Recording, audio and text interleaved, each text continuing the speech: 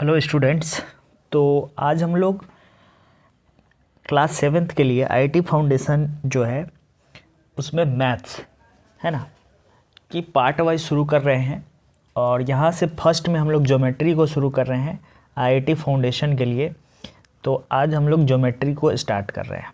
ठीक है, एक एक करके पूरा पार्ट आएगा तो अच्छे से देखिएगा और सब कुछ समझ में आएगा, है ना। और अगर आपको मैथ्स को स्ट्रॉन्ग करना है आगे को तो 7, 8, 9, 10 तक फाउंडेशन को अच्छे से बना लो, आपका मैथ्स स्ट्रॉन्ग हो जाएगा आगे के लिए।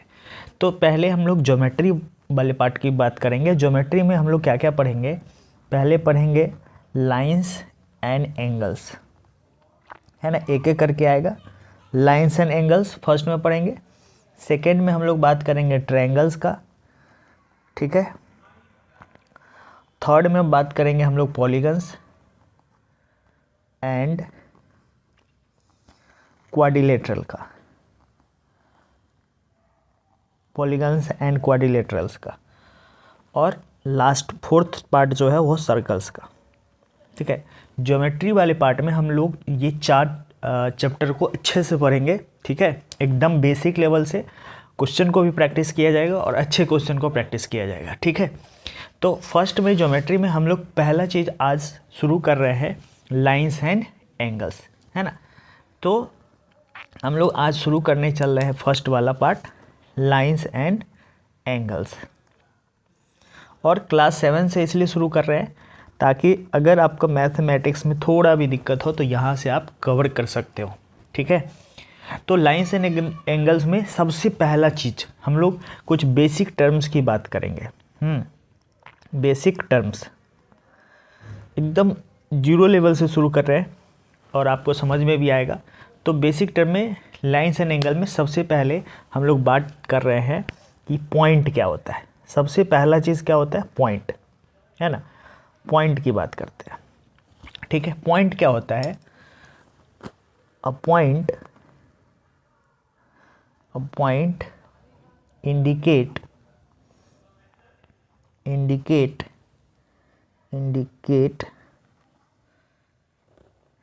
इंडिकेट्स लिख दो and exact location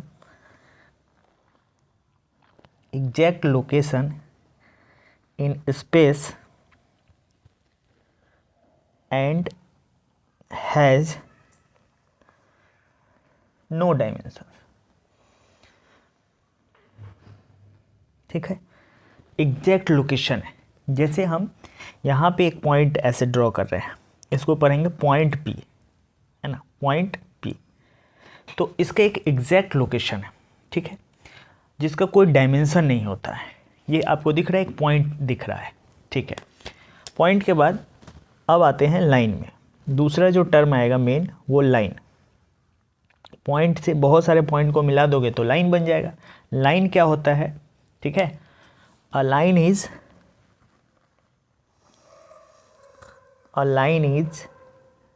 a straight path है ना, एक्सटेंडिंग जिसको बढ़ा सकते हो इनडिफिनिटली, मतलब इनडिफिनिटली मतलब कोई निश्चित नहीं है, जितना चाहो उतना बढ़ा सकते हो। अपरिमित, हिंदी में बोलते हैं अपरिमित, है ना, जिसकी कोई निश्चित नहीं है, लिमिट नहीं है। इन बोथ द डायरेक्शन,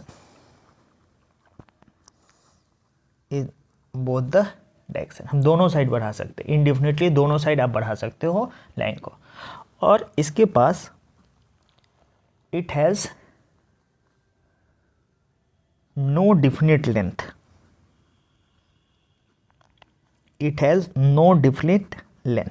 कोई फिक्स लेंथ नहीं होता है लाइन के पास, ठीक है। लाइन के पास कोई फिक्स लेंथ नहीं होता। इसको हम लोग क्या कर सकते हैं? दोनों तरफ इनडिफिनिटली बढ़ा सकते हैं। जैसे मान लो एक लाइन है ये वाला, है ना, ऐसे इसको आप इधर भी बढ़ा सकते हो और इधर भी बढ़ा सकते हो। ये एक लाइन है, ठीक है। तो लाइन को हम इनडिफिनिटली दोनों साइड बढ़ा सकते हैं। लाइन के बाद तीसरा आता है लाइन सेगमेंट।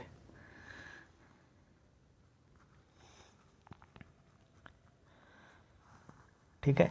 लाइन सेगमेंट क्या होता है? A line segment is a portion of line having a line segment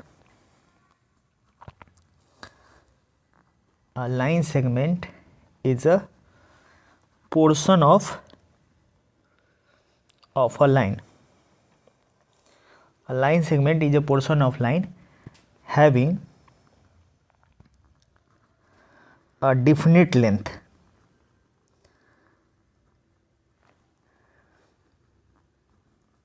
ठीक है। लाइन सेगमेंट जो है एक लाइन का ही पोर्शन है जिसका एक डिफिनिट लेंथ होगा। ठीक है। तो यहाँ से अगर ऐसे बात करें, यहाँ से यहाँ तक ये ए बी एक डिफिनिट लेंथ है, तो इसको बोलेंगे, क्या बोलेंगे? Line segment A B. ठीक है, ये भी है लाइन सेगमेंट और ये लाइन है। ठीक है। तो लाइन का और लाइन सेगमेंट आप समझ में आ रहा हो। लाइन सेगमेंट में क्या हुआ कि एक लाइन का ही एक फिक्स पार्ट हो गया, वो लाइन सेगमेंट हो गया। और लाइन क्या हो गया? जिसका फिक्स लेंथ नहीं है, जिसको हम दोनों साइड से एक्सटेंड कर सकते हैं। ठीक है। अब आते हैं, चौथा टर्म आता है रे। रे क्या है? RAY है। ठीक है। रे क्या होता है? रे is a part of line, ये भी एक लाइन का ही पार्ट है। रे is a part of line that has one fixed end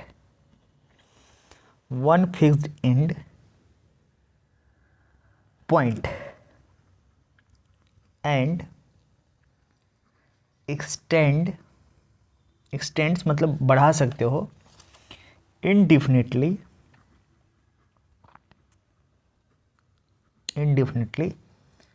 in the other direction। ठीक है। मतलब एक साइड तो फिक्स है, दूसरे साइड उसको हम एक्सटेंड कर सकते हैं रे में। ठीक है।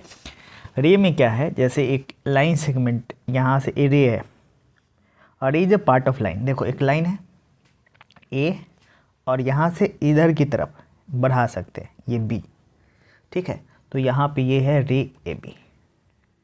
आई होप समझ में आ रहा होगा। कितने टर्म हम लोगों ने पढ़ा? सबसे पहले पढ़ा पॉइंट तो फिक्स पॉइंट हो गया जिसमें कोई डायमेंशन नहीं होता। उसके बाद आया लाइन, उसके बाद लाइन के बाद आया लाइन सेगमेंट जो लाइन का ही पार्ट होता है ना, फिक्स पार्ट होता है, लेकिन लाइन को क्या है दोनों तरफ से एक्सटेंड कर सकते हो। उसके बाद आया रे में क्या है कि एक जगह तो फिक्स होगा और दूसरा जो है उसको हम क्या कर सकते हैं? एक्सटेंड कर सकते हैं। अब आता है इसके बाद प्लेन। अब बात करते हैं हम लोग 5th नंबर में, प्लेन क्या होता है। ठीक है। प्लेन का मतलब ये हुआ कि जैसे हमारा एक पेज है या एक बुक है, वो एक प्लेन में। ठीक है। वो एक प्लेन में, दीवार अगर ले तो ये भी एक प्लेन है, छत ले तो वो भी एक प्लेन है। ठीक है। तो प्लेन क्या होता है? A plane is a flat surface. A plane is a flat surface which extends indefinitely in all direction। ठीक है। A plane has length and breadth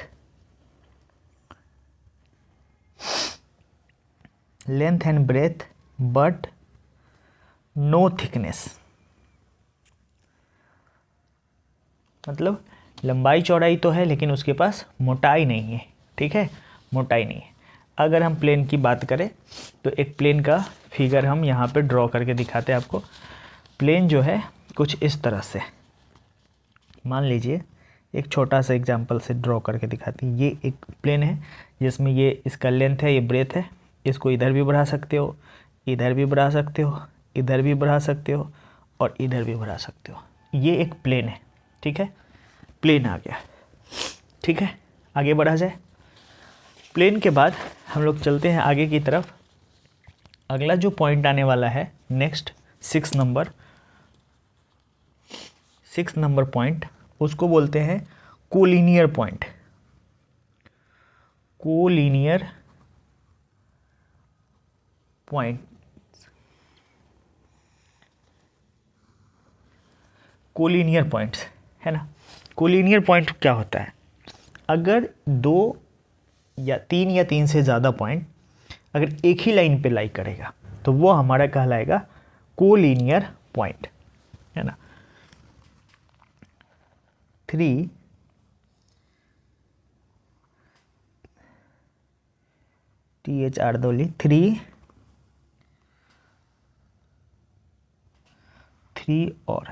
3 और more points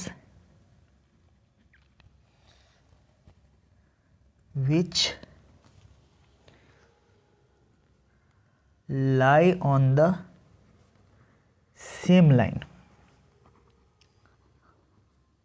are called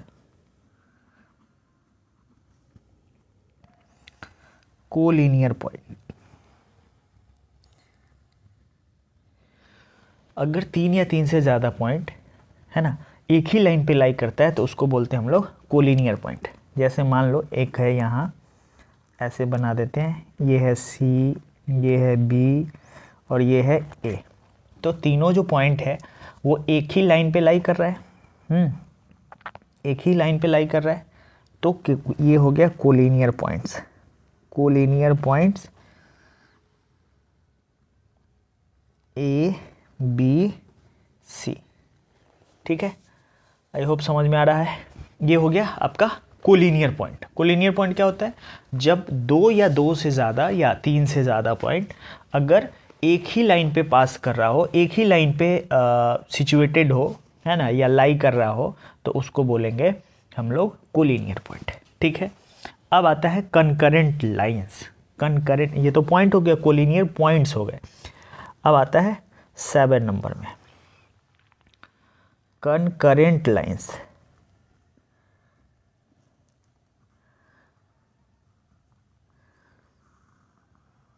ठीक है, कनकरेंट लाइंस क्या होता है? अगर 3 या 3 से ज़्यादा लाइन अगर एक ही पॉइंट से पास कर रहा होगा सेम पॉइंट से, तो उसको बोलेंगे कनकरेंट लाइंस, ठीक है। इसको लिखा जाए 3 और more line in a plane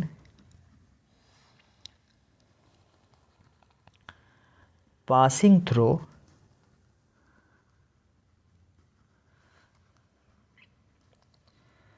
the same point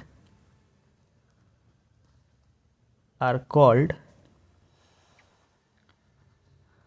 concurrent lines, ठीक है। कंकरेंट लाइन का मतलब क्या हुआ? 3 और 3 से ज़्यादा लाइन अगर एक ही पॉइंट से पास कर रहा होगा तो उसको हम लोग बोलते हैं कंकरेंट लाइन्स। एग्जाम्पल में देखिए, एक लाइन है ऐसे, है ना, एक लाइन इधर से बना दीजिए, एक लाइन इधर से बना दीजिए, और ये तीनों इसी से पास कर रहा है सेम पॉइंट से, तो ये कहलाएगा कंकरेंट लाइन्स। कंकरेंट लाइंस मतलब जब 3 या 3 से ज़्यादा लाइन एक ही पॉइंट से पास कर रहा होगा तो इसको क्या बोलोगे? कंकरेंट लाइंस बोलेंगे। ये था 7 नंबर पॉइंट। अब आते हैं 8 नंबर में parallel lines.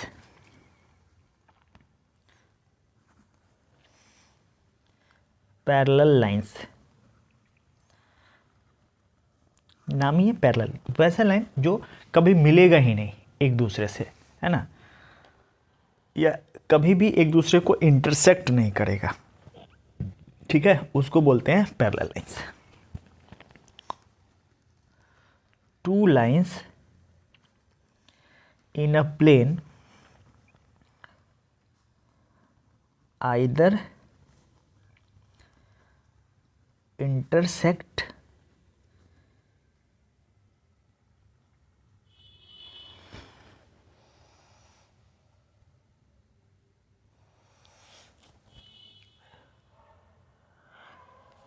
To line in a plane intersect each other, या नेवर इंटरसेक्ट ईच अदर, ऐसा लिख दो।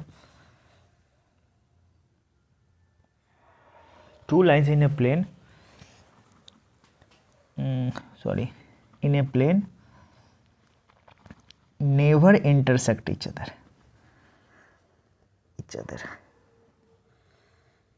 are called parallel lines।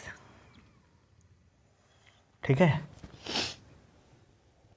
कभी भी एक दूसरे को इंटरसेक्ट नहीं करेगा। जैसे एक लाइन ये है और ये लाइन ये है दूसरा, ये कभी भी एक्सटेंड करोगे तो एक दूसरे से कभी मिलने वाला नहीं है। ये क्या कहलाएगा?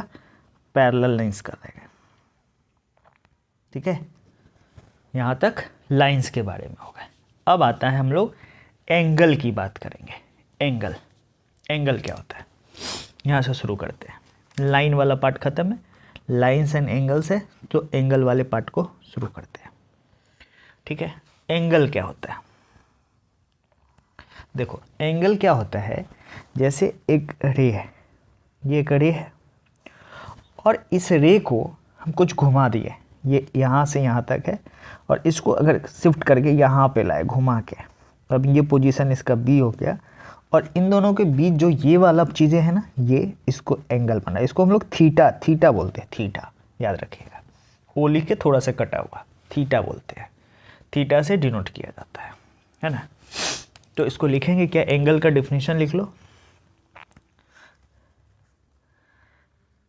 N angle is an inclination, an angle is an inclination between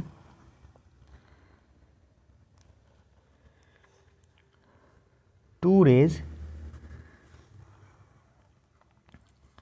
with the same initial point. The initial point is the vertex and the two rays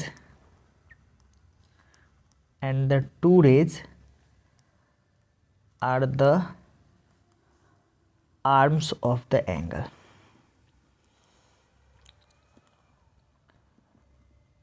ठीक है, क्या बोला समझते हैं।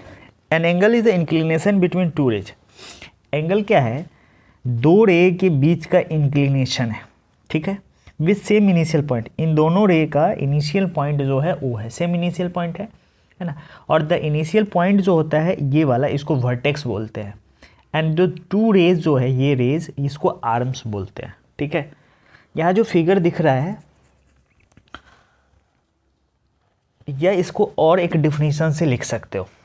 इसका एक डिफिनीशन और भी बोल सकते हो, क्या कि एन एंगल, जो हम पहले बताए थे, an angle is also thought of as the, ऊपर लिखे, figure formed by rotating a single ray about its vertex।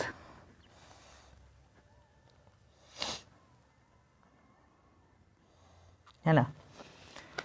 अगर एक रे को सिंगल, ये तो फिगर के बारे में बात कर रहा है। जो फिगर दिखाया है उस फिगर में कैसे बना है कि एक रे है, उस रे को उसके वर्टेक्स के अबाउट घुमाएंगे।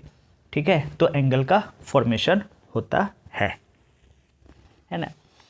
और जो यूनिट होगा एंगल मेजर करने का, है ना, unit of angle measure is degree।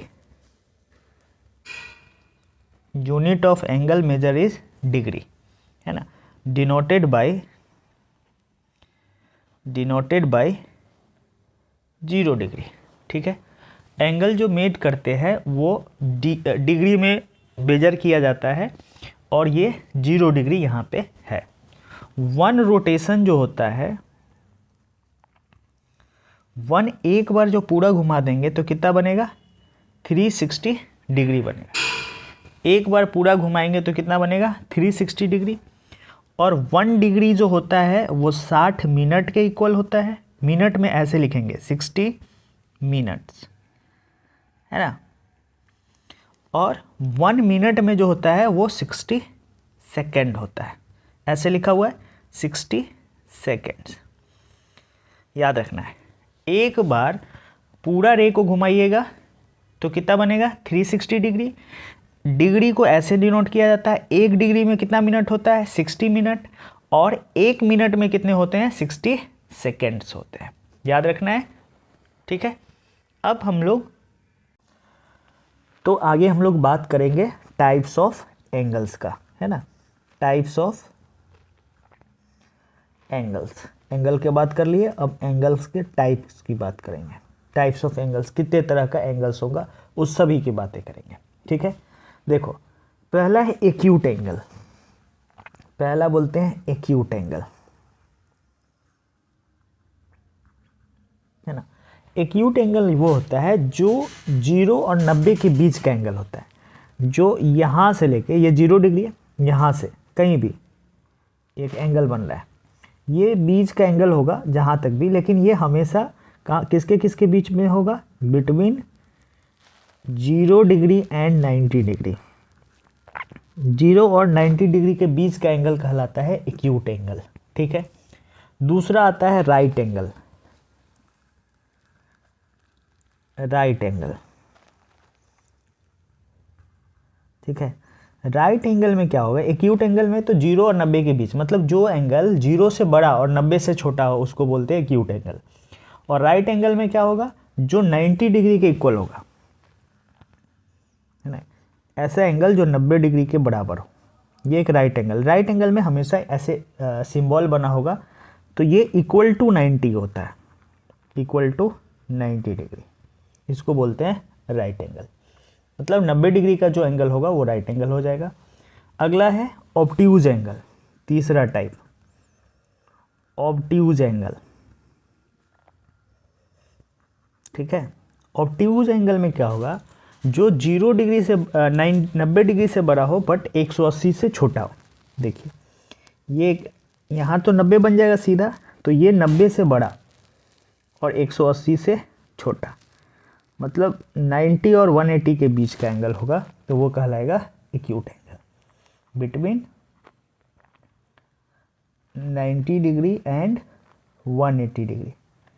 वैसा एंगल जो 90 डिग्री से बड़ा हो और 180 डिग्री से छोटा हो वो कहलाता है ऑब्ट्यूज एंगल, ठीक है। ऑब्ट्यूज के बाद आता है स्ट्रेट एंगल, चौथा नंबर।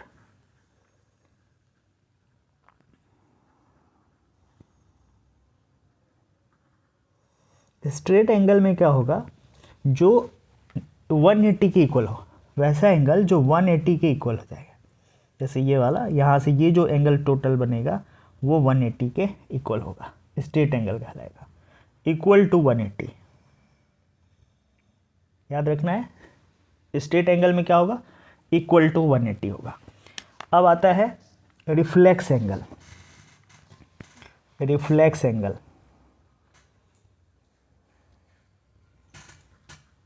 रिफ्लेक्स एंगल में क्या होगा, देखिए ये 180 से बड़ा होगा लेकिन 360 के भीतर होगा, है ना। जैसे ये ऐसे बना रहे हैं, तो इसका ये रिफ्लेक्स इधर वाला, ये वाला, ये जो बनेगा वो रिफ्लेक्स एंगल हो गया। मतलब बिटवीन 180 एंड 360, जो 180 से बड़ा होगा और 360 से छोटा होगा, इन दोनों के बीच में आएगा, रिफ्लेक्स एंगल हो गया। उसके बाद आता है कंप्लीट एंगल, छठा नंबर, कंप्लीट एंगल, ठीक है। तो कंप्लीट एंगल में जैसे एक रे है ना, इस रे को आप पूरे एक बार ऐसे राउंड करके घुमाइएगा तो ये यहाँ पे जो टोटल एंगल बनेगा वो कहलाएगा कंप्लीट एंगल, और ये कितना होगा, इक्वल टू 360 डिग्री। 180 डिग्री होगा तो स्ट्रेट एंगल और 360 डिग्री होगा तो कंप्लीट एंगल, ठीक है। आगे बढ़ते हैं। अब कुछ एंगल का बेसिक प्रॉपर्टीज है, ठीक है। बेसिक प्रॉपर्टीज हम लोग देखते हैं। बेसिक प्रॉपर्टीज ऑफ एंगल्स, ठीक है। बेसिक प्रॉपर्टी में क्या क्या है थोड़ा अच्छे से समझिएगा, ठीक है। मान लीजिए आपके पास एक एंगल था, एंगल हम बनाए थे ऐसे। मान लो ये एक एंगल, ये एक रे है और यहाँ एक दूसरा रे है और ये तीसरा रे है, ठीक है। ये है ए, ये है बी और ये वाला है सी। तो इस वाले पॉइंट ओ को हम लोग क्या बोलेंगे, ये जो पॉइंट ओ है इसको बोलते हैं कॉमन वर्टेक्स। ये वाला जो है ये कहलाएगा कॉमन वर्टेक्स, ठीक है। और ये जो साइड जो दिख रहा है ओ बी, ये वाला साइड जो है वो कॉमन साइड है, कॉमन साइड हो गया, क्योंकि इस एंगल में भी ओ बी आएगा, ये वाला एंगल में भी ओ बी आएगा और इधर वाले एंगल में भी ओ बी आएगा, तो ये इसलिए कॉमन साइड है, ठीक है। अब चलते हैं कुछ एंगल्स के नाम बताते हैं, ठीक है। सबसे पहला एंगल है एडजेसेंट एंगल, किसको बोलते हैं, एक एक करके देखना है। चलो, एडजेसेंट एंगल, एडजेसेंट एंगल क्या होता है, देखो यहाँ पे ये जो एंगल बना ना ए ओ बी, ये कॉमन वर्टेक्स है ना, कॉमन साइड जो है, इस कॉमन साइड के दोनों साइड जो एंगल बना ये, ठीक है। तो एडजेसेंट एंगल कौन कौन हो गया। अच्छा, एंगल जब भी लिखेंगे तो ये जो वर्टेक्स है उसको बीच में रखना है। तो ये लिखने का तरीका है angle A O B and एक एंगल हो क्या हो गया ए ओ बी और दूसरा हो गया बी ओ सी, ये कहलाएगा वर्टेक्स, ये एडजेसेंट एंगल कहलाएगा, ठीक है। एडजेसेंट एंगल कौन कौन हो गया, ये और ये जो कॉमन आर्म है, कॉमन आर्म के दोनों साइड जो एंगल बना है वो क्या कहलाएगा, एडजेसेंट एंगल, एडजेसेंट एंगल, ठीक है। अब आते हैं, यहाँ पे समझ में आ गया। दूसरा है लीनियर पेयर। लीनियर पेयर क्या होता है, ठीक है। लीनियर पेयर क्या है, अगर ये एक रे है ना, ये ओ है और ये बी है और इधर की तरफ ए है, ठीक है, और ये वाला सी है, ठीक है। तो लीनियर पेयर में क्या होगा, जो ये वाला और ये वाला, चूंकि ये टोटल एंगल तो एक स्ट्रेट एंगल है और हम लोग पढ़ के आए कि स्ट्रेट एंगल का सम कितना होता है, स्ट्रेट एंगल का सम होता है 180 डिग्री। यानी यहाँ पे जो लीनियर पेयर में जो एंगल ए ओ सी, ये वाला एंगल और angle B O C plus angle B O C, ये कितना बनाएगा, 180 डिग्री बनाएगा, ये कहलाएगा लीनियर पेयर। लीनियर पेयर में क्या होता है, जब दो एंगल का सम 180 डिग्री है ना, 180 डिग्री, स्ट्रेट लाइन अगर इधर होते तो ये और ये भी 180 हो जाता है ना। और ये ओ ए और ओ बी जो है वो अपोजिट रे है, यहाँ पे O A and O B are opposite rays, ठीक है। और नन कॉमन आर्म्स के दोनों साइड हो गए और ओ सी क्या हो गया, नन कॉमन आर्म के दोनों साइड हो गए और इन दोनों का सम होगा लीनियर पेयर से 180 होगा। जब भी लीनियर पेयर की बात होगा तो दो एंगल का सम क्या हो जाएगा, 180 डिग्री हो जाएगा, ठीक है। अगला देखते हैं वर्टिकली अपोजिट एंगल। अगला क्या आता है, अगला आता है vertically opposite angle. Vertically opposite angles are equal, ये भी जानिएगा, सॉरी, वर्टिकली अपोजिट एंगल्स जो होते हैं वो इक्वल होते हैं। यहाँ पे एक रे ये ऐसा है लाइन और एक लाइन ये, ठीक है, ये थोड़ा और भी बढ़ा सकते हो, ये और ये और ये, ठीक है। यहाँ पे वर्टिकली अपोजिट एंगल है, तो ये वर्टिकली अपोजिट में नाम लिख लो, ये ओ है, एक लाइन हो गया ए बी और यहाँ से सी और टी। तो जो एंगल दिख रहा है आपको एक सिंगल लाइन से दिखाएं या डबल लाइन से दिखाएं, तो डबल लाइन वाले एक दूसरे का इक्वल होगा, ठीक है। तो यहाँ से AOC इक्वल हो जाएगा BOD का, वर्टिकली अपोजिट एंगल इक्वल होते हैं। AOC BOD के इक्वल होगा एक, और दूसरा इधर से AOD, इसके सामने वाला एंगल हो गया BOC। तो angle AOD equal to angle BOC, ये याद रखना है क्योंकि इस पे बेस्ड क्वेश्चन बनेगा। क्वेश्चन बनाते समय अगर आप ये भूल जाएगा तो क्वेश्चन आपसे फिर नहीं बनेगा, ठीक है। अगला आता है वर्टिकली अपोजिट एंगल के बाद कॉम्प्लीमेंट्री एंगल। अगला है D नंबर में कॉम्प्लीमेंट्री एंगल। कॉम्प्लीमेंट्री एंगल क्या होता है? जब दो एंगल का सम जो है ना वो 90 डिग्री के इक्वल हो जाता है तो वो क्या कहला देता है? Complementary angle. जब दो एंगल का सम 90 डिग्री के इक्वल हो जाए तो कहलाता है कॉम्प्लीमेंट्री एंगल। जैसे मान लीजिए एक राइट एंगल है, यहाँ पे ये ऐसे बना हुआ है और ये वाला एंगल x है और ये वाला एंगल y है। ऐसे नाम भी लिख सकते हो, O A, यहाँ लिख दो B और C। तो यहाँ पे आप देख रहे हो कि a pair of angle whose sum is 90 degree. क्या बोलता है? A pair of angles whose sum is 90 degree. इसको कॉम्प्लीमेंट्री बोलता है। Angle x plus angle y जो है वो 90 डिग्री के इक्वल हो जाएगा, है ना। अगर मान लीजिए कि x का वैल्यू अगर 35 डिग्री है तो एंगल y जो है वो 90 में से माइनस कर देंगे यानी 55 डिग्री। यानी दो एंगल का सम अगर 90 डिग्री के इक्वल हो जाए तो वो क्या कहलाता है? कॉम्प्लीमेंट्री एंगल कहलाता है, ठीक है। अब इसके बाद वाला होता है सप्लीमेंट्री एंगल। हिंदी में बोलते हैं संपूरक कोण, सप्लीमेंट्री एंगल, सप्लीमेंट्री एंगल्स, ठीक है। सप्लीमेंट्री एंगल्स में क्या होगा? जब दो एंगल का सम कितना हो जाए? 180 हो जाए। अ pair of angles whose sum is 180 degree. जब दो एंगल का सम 180 डिग्री के इक्वल हो जाए तो क्या कहलाएगा? सप्लीमेंट्री एंगल कहलाएगा। जैसे एक लाइन है मान लो और यहाँ पे ये और ये x है और ये y। तो यहाँ पे हम बोलेंगे कि angle x plus angle y कितना होगा? 180 डिग्री। जब दो पेयर ऑफ एंगल का सम 180 डिग्री के इक्वल हो जाए तो क्या कहलाएगा? सप्लीमेंट्री हो जाएगा, ठीक है। मान लीजिए पहला अगर एक एंगल एंगल x 75 है तो एंगल y जो होगा वो 105 होगा, है ना। 180 से माइनस कर देंगे और यहाँ से क्या बन जाएगा? 180 से माइनस कर देंगे और दूसरा एंगल मिल जाएगा। चलिए नेक्स्ट पॉइंट जो है क्या बोलते हैं कि राउंड अ पेयर ऑफ जो बनेगा वो इक्वल होगा sum of angles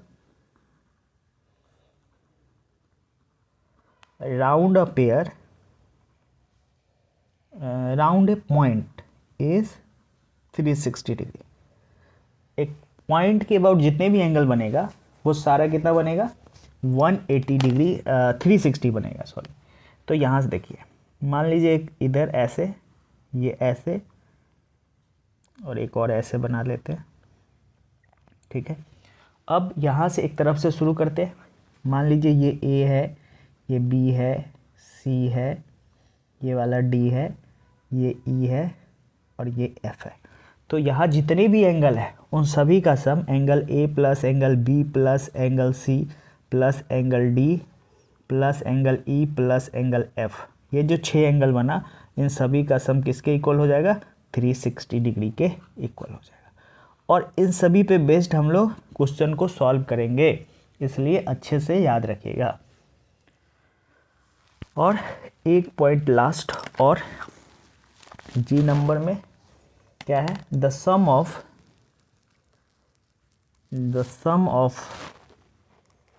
the adjacent angles on one side of a straight line is 180 degree. एक स्ट्रेट लाइन के साइड जितने भी एंगल बनेगा वो क्या बन जाएगा 180। जैसे ये एक स्ट्रेट लाइन है, मान लीजिए ए बी, ठीक है, और यहाँ पे एक लाइन ये है ऐसे, ये इधर एक और एक इधर। तो जितने भी एंगल यहाँ पे दिख रहा है ना, ये 1 2 3 4, ये एक्स है, वाई है, जेड है, और इसका नाम भी कुछ और रख लो, ए है। तो इन सभी का angle x plus angle y plus angle z plus angle ये किसके इक्वल हो जाएगा 180 डिग्री के इक्वल हो जाएगा। ठीक है, इसके आगे का जो पार्ट है वो नेक्स्ट वीडियो में आएगा। एक बार अच्छे से पूरे को रिकैप कीजिएगा, नहीं समझ में आए तो कमेंट करके बताइएगा, फिर से हम बताएंगे जहाँ पे प्रॉब्लम होगा। ठीक है, और बेसिक थ्योरी जो है अगले वाले जो पार्ट आएगा उसमें कुछ क्वेश्चन को भी प्रैक्टिस करेंगे।